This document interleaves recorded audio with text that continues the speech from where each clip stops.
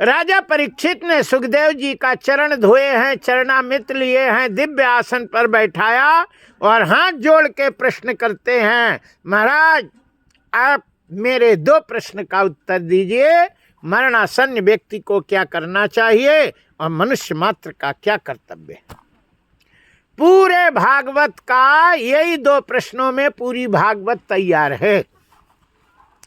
मनुष्य मात्र का कर्तव्य क्या है और मरणासन्न व्यक्ति को क्या करना चाहिए। इतनी बात सुनते ही श्री सुखदेव जी महाराज वंदना भूल गए।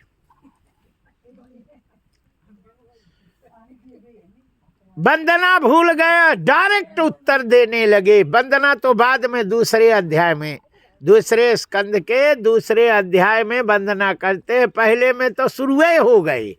जय जय श्री सीताराम। श्रोतव्यादि निराजेन्द्र नृणाम शांति सहस्त्रशः अपश्यतामात्म तत्त्वं गृहेषु गृहमेधिना निन्द्रिया हेयते नक्तं व्यायेन च वावयः दिवाचार्थी हया राजन् कुटुम्ब भरणेन वा देह पत्र कलत्रादि स्वात्सैनाश सत्वपि तेषां प्रमथो निधनं पश्यान्यापि न पश्यति तस्माद् भरत सर्वात्मा भगवानीश्वरो हरि श्रोतव्यः कीर्तितव्यस्य स्मर्तव्याक्षत तामयः एतावान् संख्ययोगाभ्याम स्वधर्म परिनिष्ठया जन्म लाभ, याद रखो, जन्म लाभ परः पुंसा मन्यते नारायण स्मृति। मनुष्य के जन्म का लाभ है कि भगवान का नाम मुख में आवे अंत समय में, ऐसा अपने आप को बना लेना चाहिए। यही मनुष्य का कर्तव्य है। चाहे मास्टरी करे, चाहे वकालत करे, चाहे खेती करे, चाहे ठेकेदारी कछु करे, लेकिन अपने आप को ऐसे जीवन में बना लेना चाहिए कि अंत में भगवान का नाम मुख में आ जाए, उनका स्मरण हो, ये जीवन कृतार्थ हो जाता है।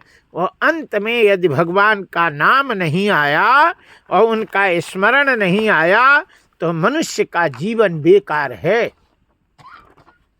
कहते हैं लड़का बच्चा तो जानवर भी पैदा करते हैं कि नहीं। गैयन के भी बछड़ा होते हैं, भैंसन के पड़ा होते हैं, पड़िया होती, और चिड़ैयन के भी चिरवा चिरवी होती है ना। सब जानवरों के होते हैं और सब पालन करते हैं। चिड़ैया अपने चोंच में भर भर के ले आती और मुंह फाड़ते डालती है ना। जैसे मनुष्य को सुख मिलता वैसे जानवरों को भी सुख मिलता है। तो यही काम करने के लिए होता तो जानवर बना लेते, वही अपना करते, लेकिन मनुष्य क्यों बनाया। मनुष्य मात्र का काम है कि धर्म में रहना और भगवान का स्मरण करना, और वंश बनाए रखने के लिए संतान भी जरूरी है, लेकिन उसके पीछे रहना ये जरूरी नहीं होता है ना। एक बार मनुष्यों और जानवर में झगड़ा हो गया।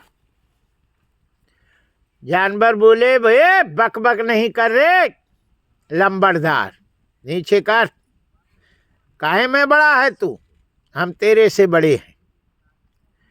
लंबड़दार ने कहा हमसे बड़े काहे में हैं। बोले तू हमसे बड़े काहे में है ये बता। अब जानवर और मनुष्य में झगड़ा। बोले सुनो, इतिहास में तेरा कहीं नाम होगा, उदाहरण दिया जाए तो बताओ।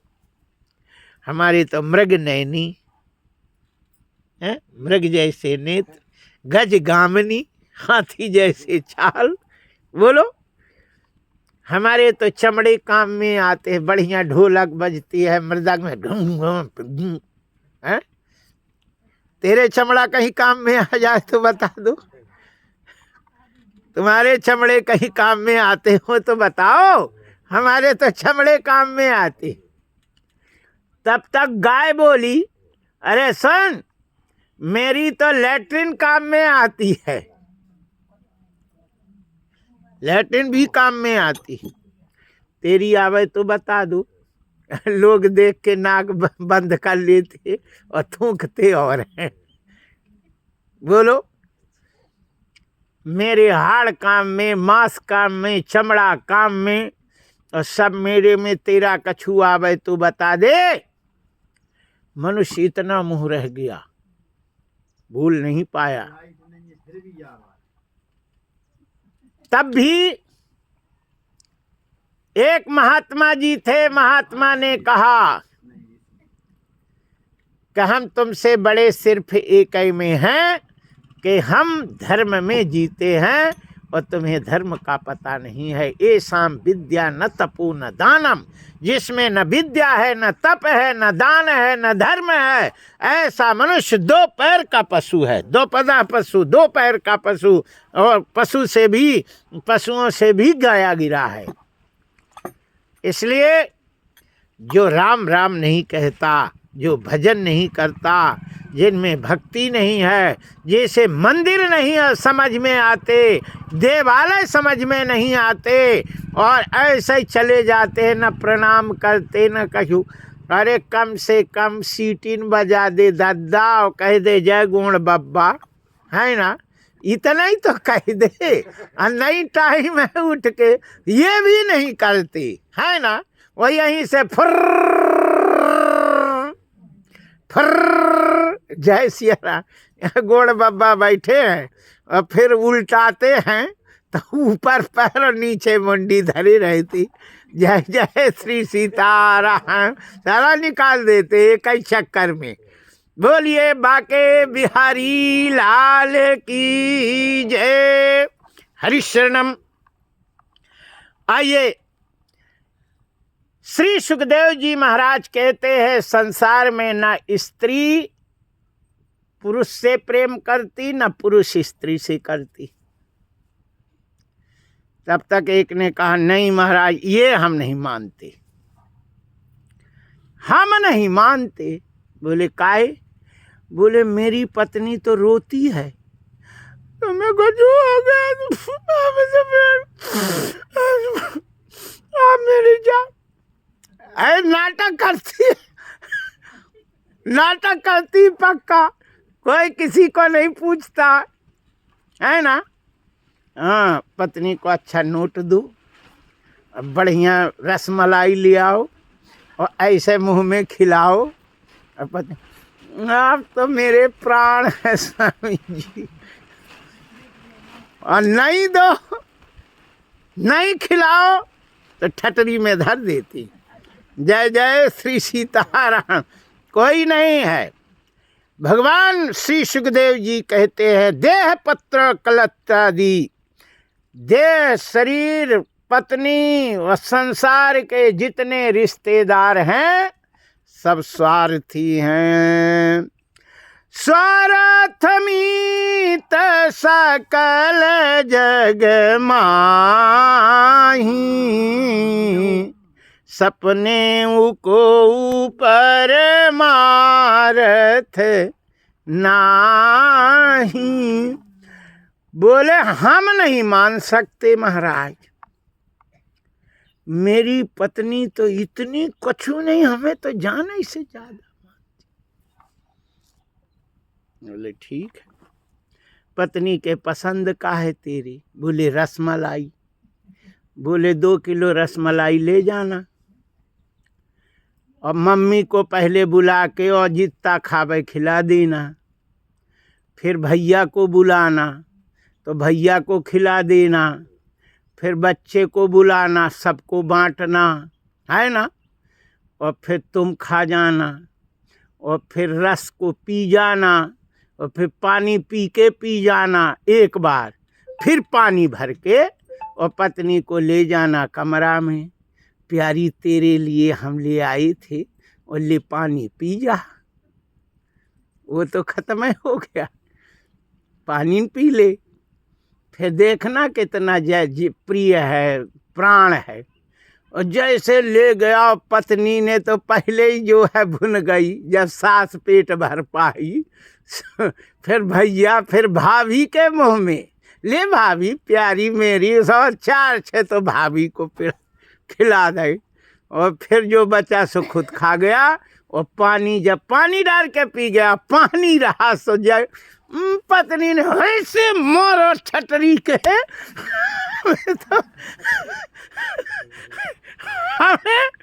हम तो कछू के नहीं रहे तेरे, हम उनको ठुसा दे, हम तो रह नहीं सकते।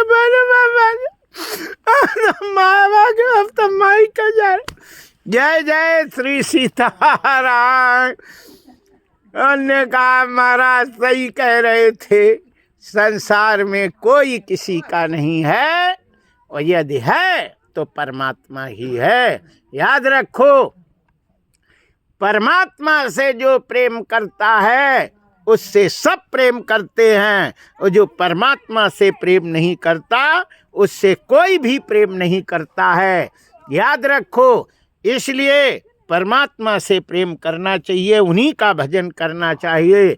सिर्फ एक ही सहारा है, वो है परमात्मा। बोलिए बाके बिहारी लाल की जय।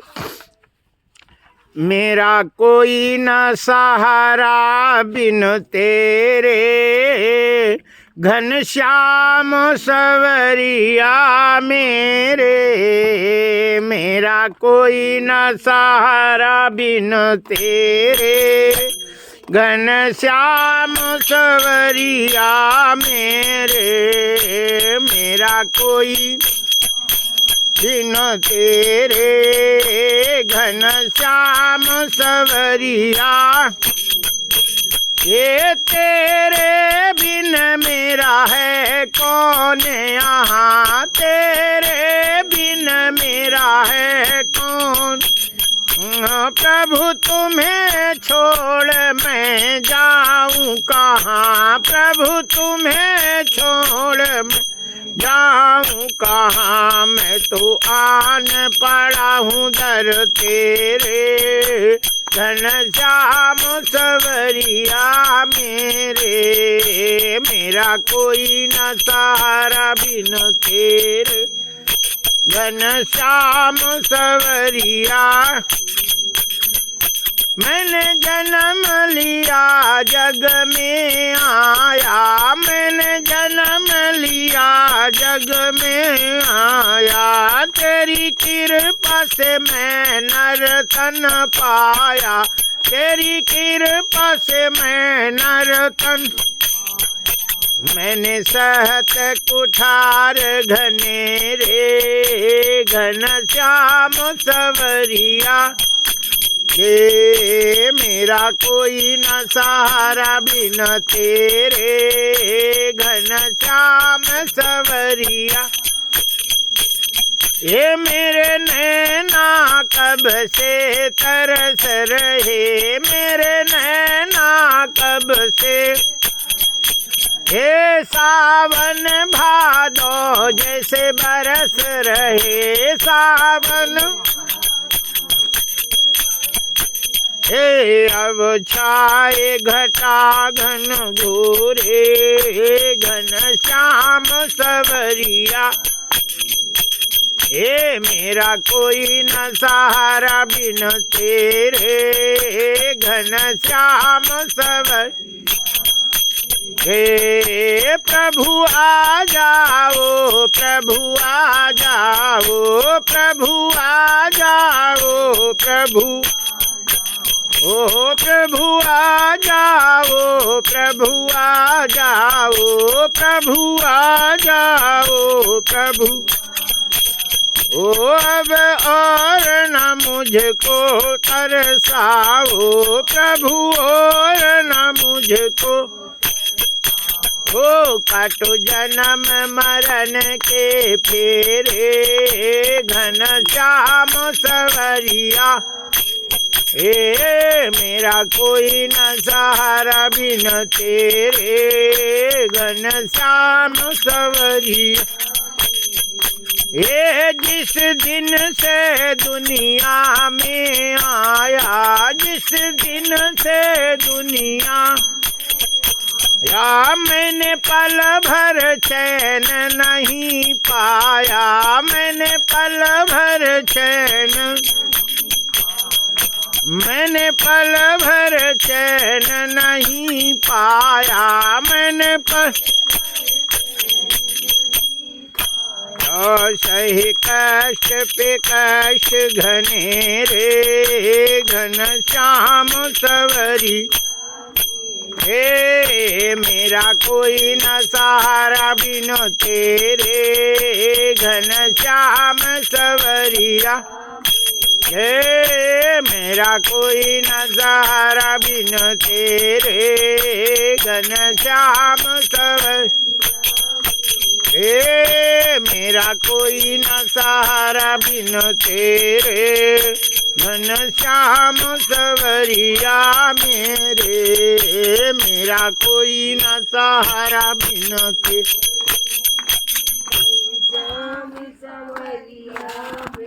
बोलिए बाके बिहारी लाल की जय।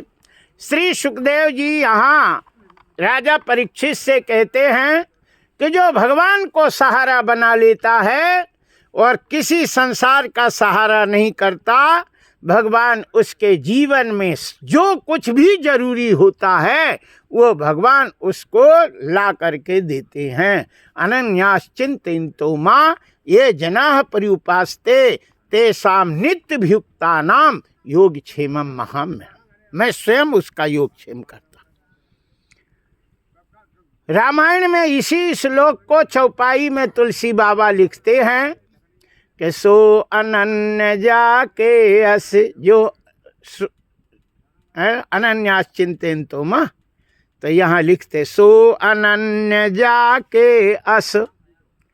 ये नौवें अध्याय गीता के 22वां श्लोक है। अनन्याश्चिन्तयन्तो मां ये जनाः पर्युपासते तेषां नित्यभियुक्तानां योगक्षेमं महाम्यहम्। रामायण में तुलसी बाबा लिखते हैं सो अनन्य जाके अस, अमति न टरे हनुमंत, मैं सेवक सचराचर रूप स्वामी भगवंत। मैं उसका सेवक बन के सेवा करता हूँ, जबकि मैं सबका स्वामी हूँ, भगवान हूँ, लेकिन उसका मैं सेवक बन के सेवा करता हूँ।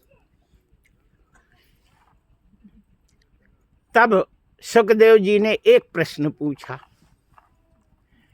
गंभीर प्रश्न है, ध्यान रखना। श्रोता वक्ता ज्ञान निधि, कथा राम के गूढ़। श्रोता भी ज्ञान निधि होवे, है ना, तब वो आनंद आता। अब ने, है ना, काला अक्षर भैंस बरोबर कछु नहीं। एक माता जी थी, सो वो कथा सुनबे नहीं गई। पड़ोसी ने कहा कि चल तो कथा सुनबे। अरे बोले वो बाबा परीक्षिता, उसे गुड्डी के लड़का का नाम ले, लड़का का नाम था परीक्षिता। बोले परीक्षिता कहता है, मेरे मोड़ा का तो नाम ही नहीं लिया, हम तो नहीं जा रही। हम बताओ, मेरे चार मोड़ा, एक मोड़ा के नाम नहीं लिया। परीक्षिता वही परीक्षित का नाम लेता। जय जय श्री सीताराम। एक बुढ़िया थी, तो पंडित जी जब कथा कहाएं, अच्छी दाढ़ी थी पर महात्मा हमारे जैसे, तो बुढ़िया खूब रोवे, आंसू टप टप। कथा कहाँ खूब रूब है। महात्मा ने कहा बुढ़िया ते बड़ी लगन से कथा सुनती है, बहुत तुझे। बोले महाराज मेरे बकरा की दाढ़ी तुम्हारे दाढ़ी जैसे हिलती थी।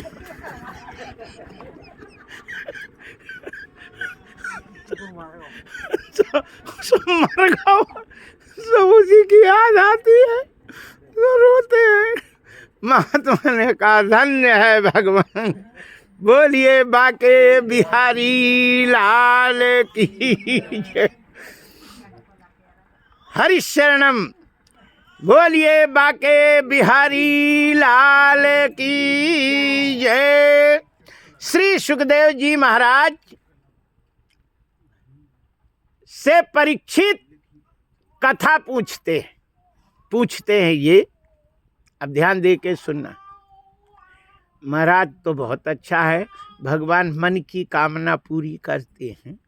सो भगवान सुखदेव जी खड़े हो गए, बोले क्या पूछता है? मन की कामना। याद रखो मन की कामना भगवान पूरी नहीं करते, इतना ध्यान रखना। हम बना के नहीं कह रहे, भागवत में लिखा है मन की कामना भगवान पूरी नहीं करते, योगक्षेम करते हैं। तुम्हें भूख लगी है तो भोजन देंगे, लेकिन भोजन में तुम्हें रसगुल्ला चाहिए तो भगवान रसगुल्ला नहीं देंगे, भोजन देंगे, है ना।